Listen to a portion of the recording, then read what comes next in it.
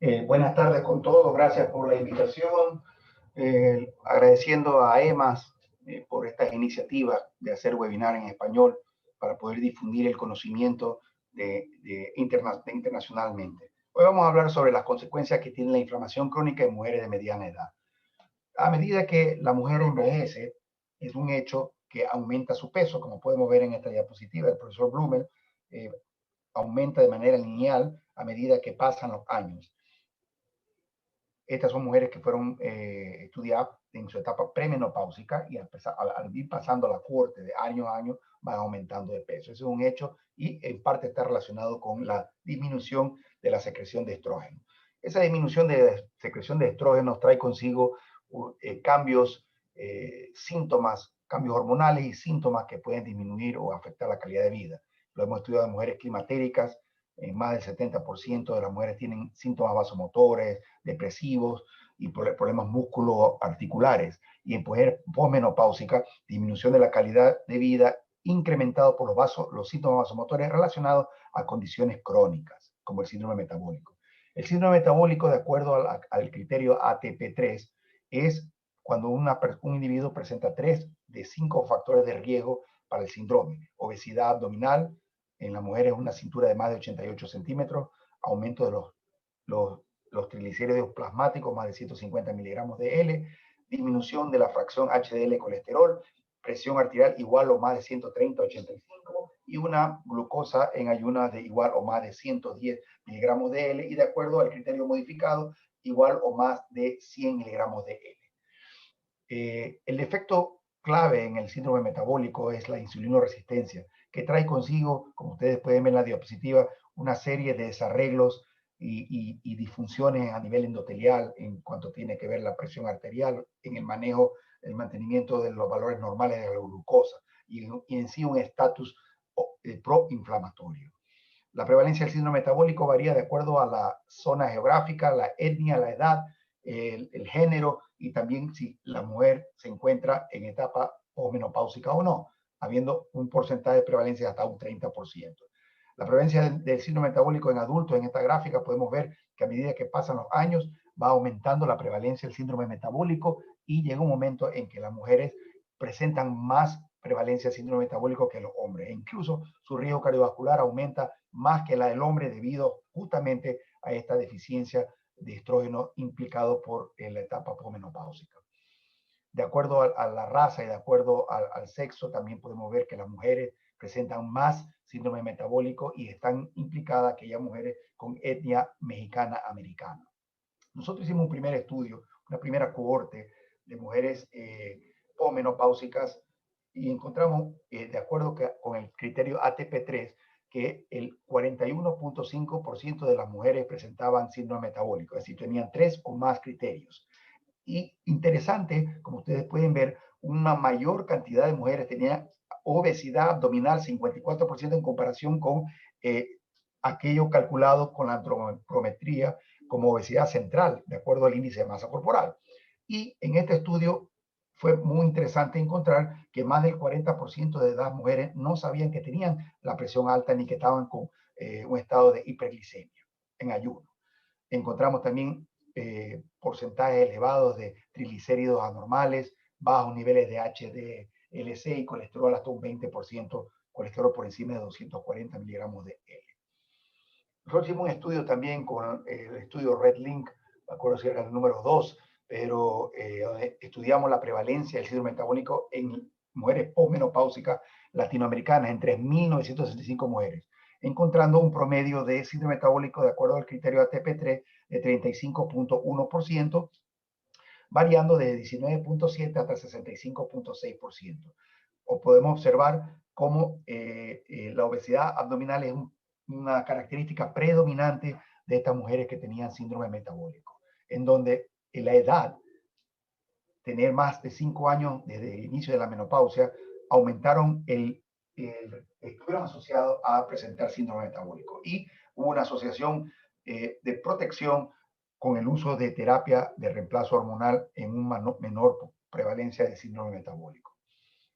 esta gráfica es solo para demostrar que la obesidad abdominal es la característica principal en aquellas que tienen síndrome metabólico, 83.7% en comparación con 33.2% en las que no tenían por definición el síndrome metabólico. Ya esta diapositiva de Ford también indica lo mismo. La obesidad abdominal en las mujeres es el principal característica o feature de las mujeres que tienen síndrome metabólico. También vinculamos nosotros el síndrome metabólico con síntomas, ¿verdad? Y calidad de vida en estas que fueron escrineadas para el síndrome metabólico.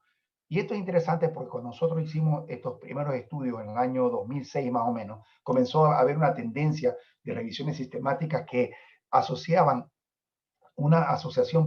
tenía una asociación positiva entre los síntomas vasomotores y la insulinoresistencia y el tipo de diabetes tipo 2.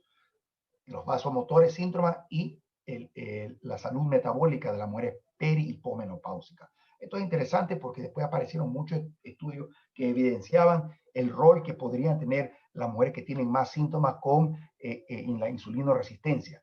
Y como vamos a ver ya mismo la evidencia de nuestros estudios que hemos hecho, esa vinculación es a través de la proinflamación.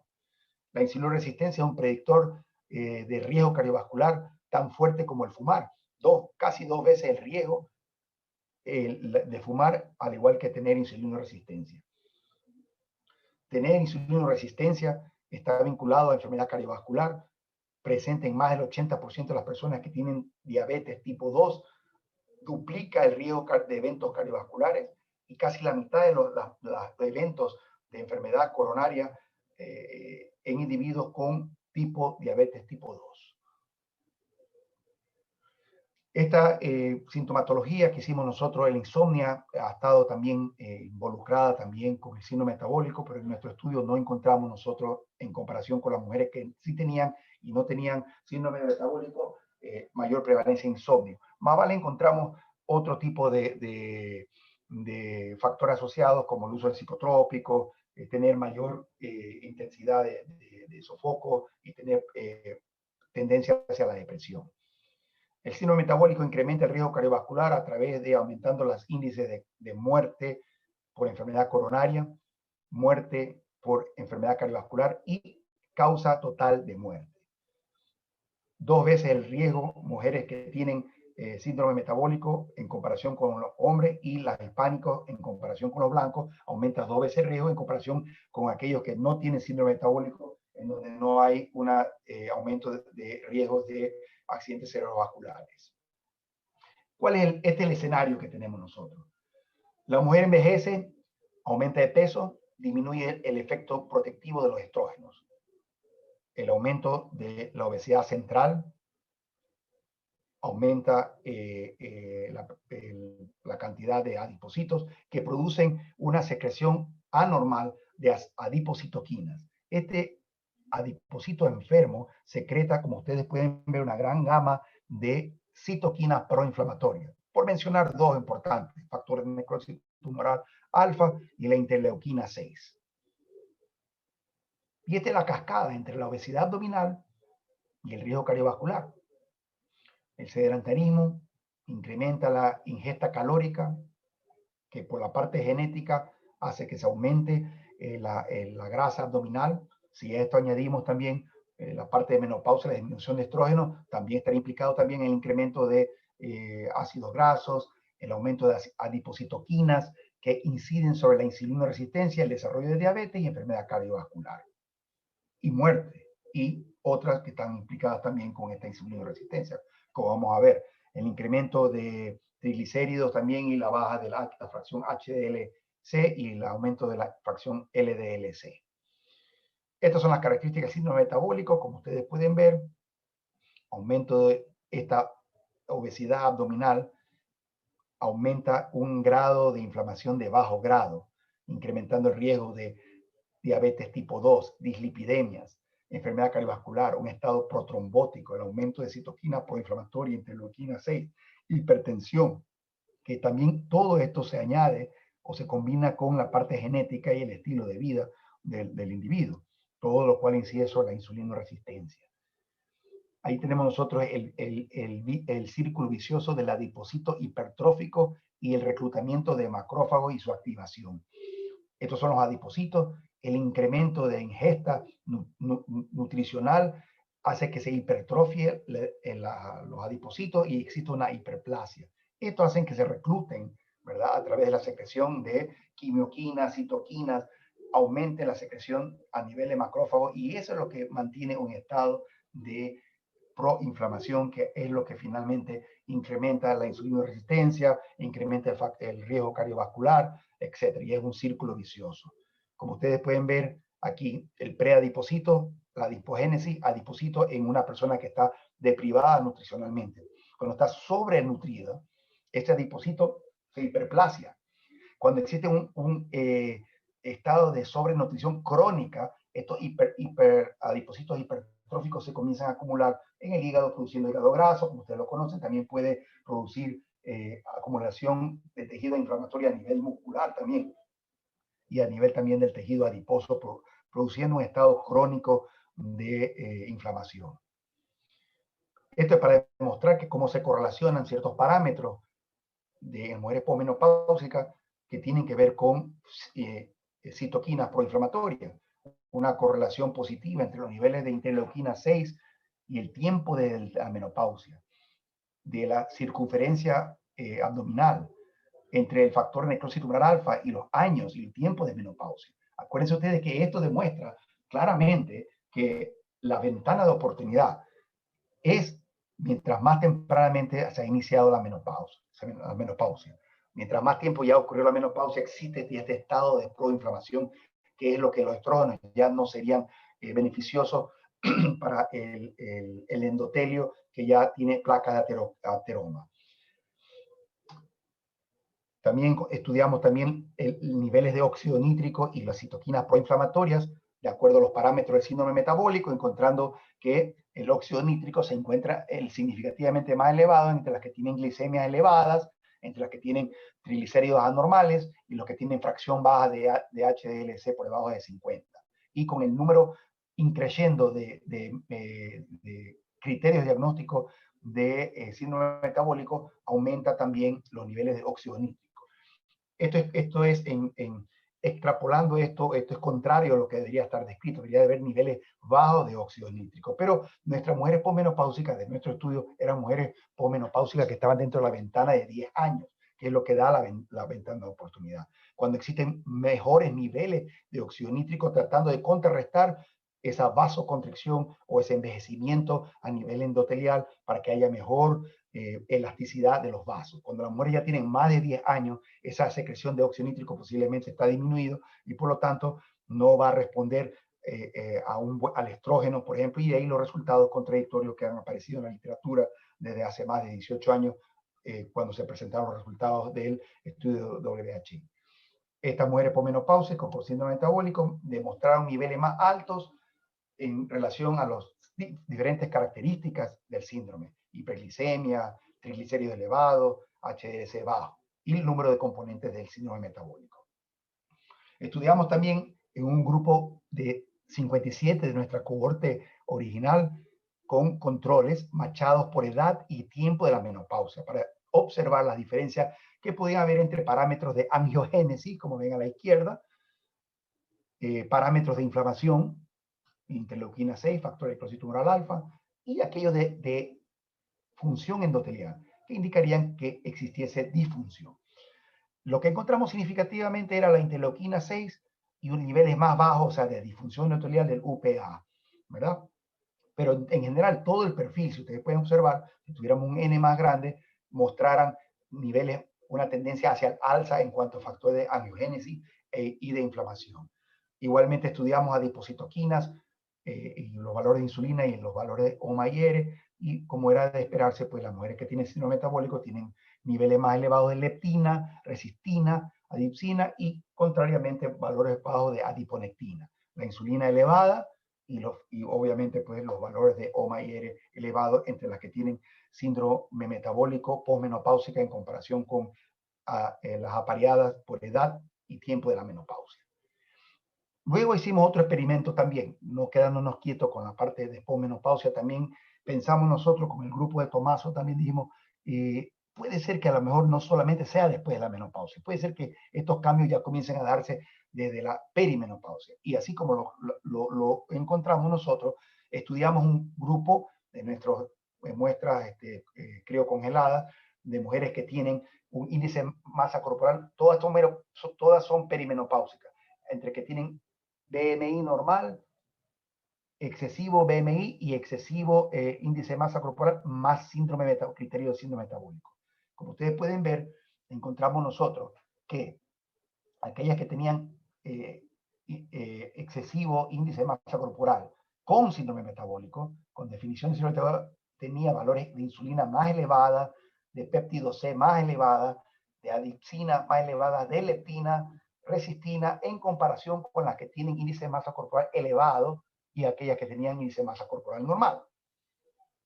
Lo cual, esto implica que ya desde esta etapa perimenopáusica, aquellas mujeres que tienen ya definición de síndrome metabólico comienzan a tener este estatus de proinflamación. Entonces, rompe el esquema de la ventana de oportunidad, que a lo mejor no simplemente es los primeros 10 años, sino desde antes tiene que ser la ventana de oportunidad. Lo mismo acá, pasa lo mismo con el PAI-1, con la interleuquina 6, con la grelina y otros factores de crecimiento vascular también. Quisimos hacer una correlación entre, hicimos una correlación de esas mismas mujeres perimenopáusicas para ver si existía, como se llama, correlación entre la intensidad de sofocos en aquellas que tenían índice de masa corporal elevado y tenían síndrome metabólico y con la intensidad de los sofocos y con los valores totales de la escala de Cervantes. No encontramos esa correlación, posiblemente la muestra es muy pequeña, pero sin embargo, a diferencia de lo que está reportado en la literatura, sí existe una correlación entre la intensidad de los síntomas, entre la obesidad abdominal y también el riesgo cardiovascular. Y esa es la teoría, que las mujeres que tienen síndrome metabólico tienen mayores síntomas y tienen, por lo tanto, mayor proinflamación y, por lo tanto, están en mayor riesgo cardiovascular.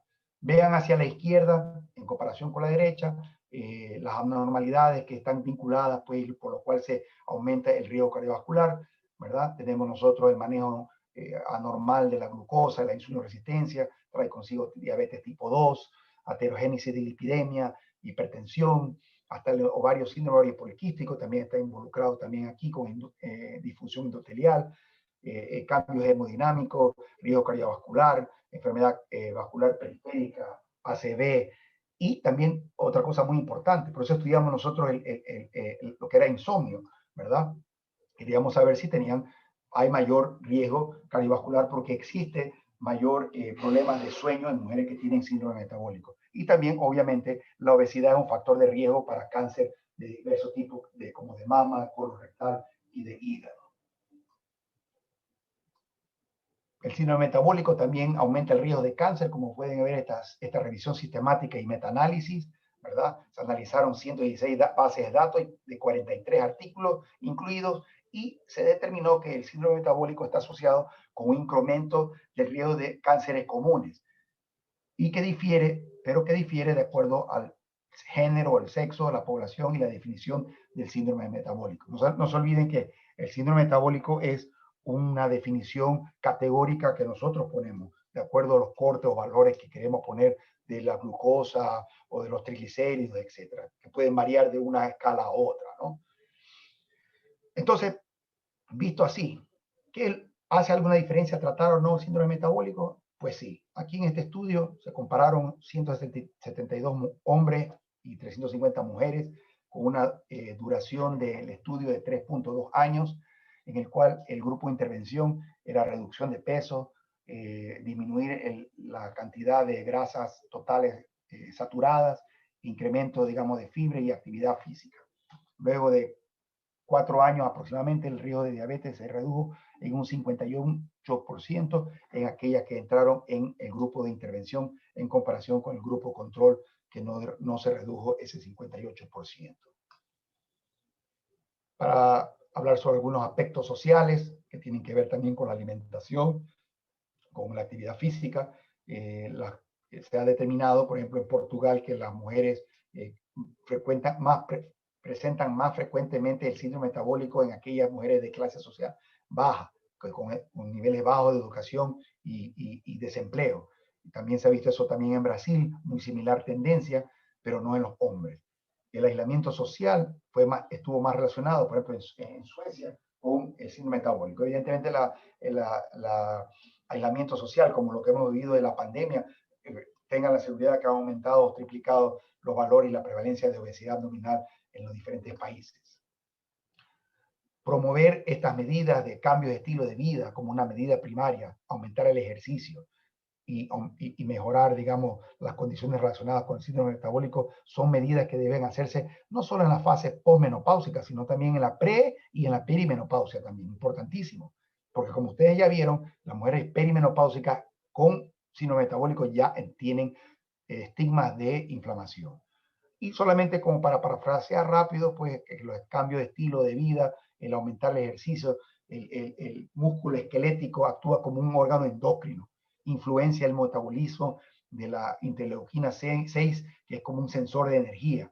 Y el hacer ejercicio modifica el sistema inmune, aumentando la producción de citoquinas antiinflamatorias, ¿verdad?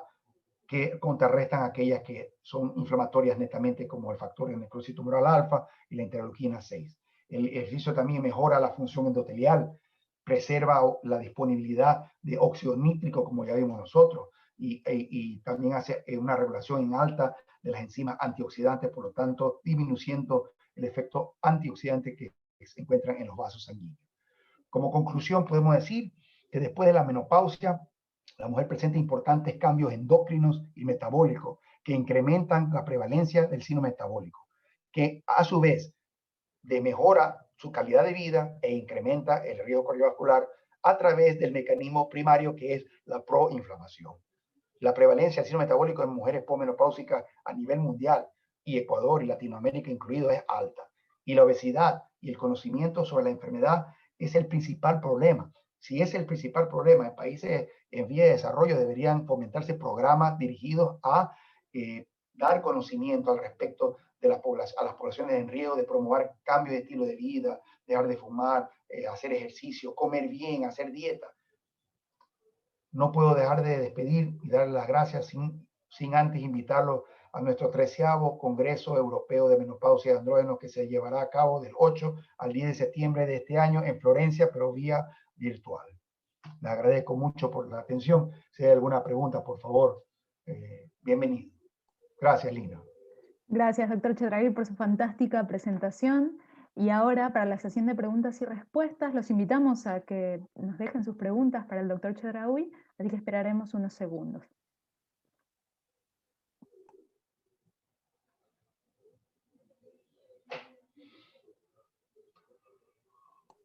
Bueno, de momento no tenemos ninguna pregunta aún. Doctor Chedraui, no sé si quiere dejarnos algunas ideas finales antes de terminar el webinar.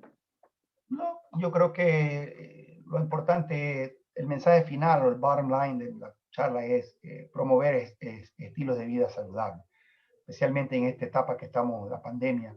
Y creo que es el momento que debemos reflexionar respecto de nuestro estilo de vida, de la ingesta de alcohol, cigarrillo y otras cuestiones, digamos, no saludables. Estar más tiempo en la computadora, deberíamos fomentar de alguna manera o hacer programas que potencien el ejercicio, quizás no la interacción social, o hay que tener distanciamiento social, pero sí se puede salir a caminar, comer bien, disminuir un poco la ingesta de alcohol, que también es un factor que produce proinflamación crónica también. Totalmente. Esto concluye el seminario web.